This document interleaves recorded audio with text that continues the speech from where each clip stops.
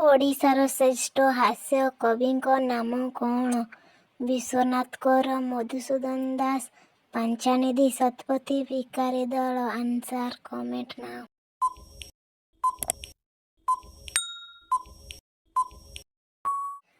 ଓଡ଼ିଶାରେ କାହାକୁ ଉତ୍କଳ କେଶରୀ କୁହାଯାଏ?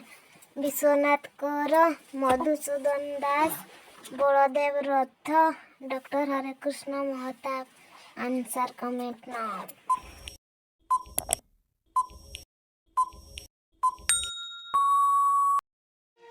ଓଡ଼ିଶାରେ କାହାକୁ ଉତ୍କଳ କେଶରୀ କୁହାଯାଏ?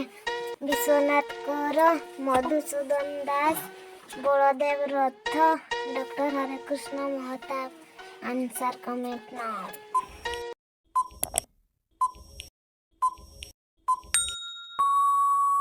ଓଡ଼ିଶାରେ କାହାକୁ ଉତ୍କଳ ଭାରତୀ କୁହାଯାଏ? Kuntala Kumari Sabat, Sanjukta Panigrahi, Jyotsna Devi, Sarala Devi. Answer comment now.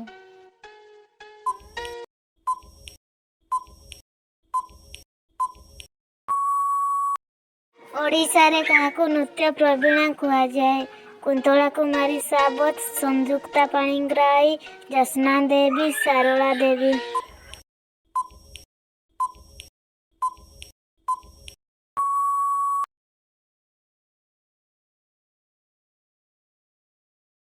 ଓଡ଼ିଶାର ସବୁଠାରୁ ମରୁଡ଼ିଗ୍ରସ୍ତ ଜିଲ୍ଲା କିଏ? କଳାହାଣ୍ଡି, ବରଗଡ଼, ପୁରୀ, କଟକ।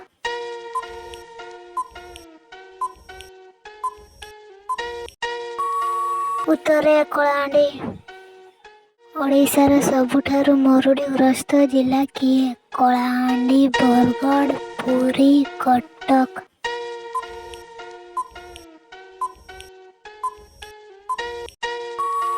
ଉତ୍ତର କଳାହାଣ୍ଡି।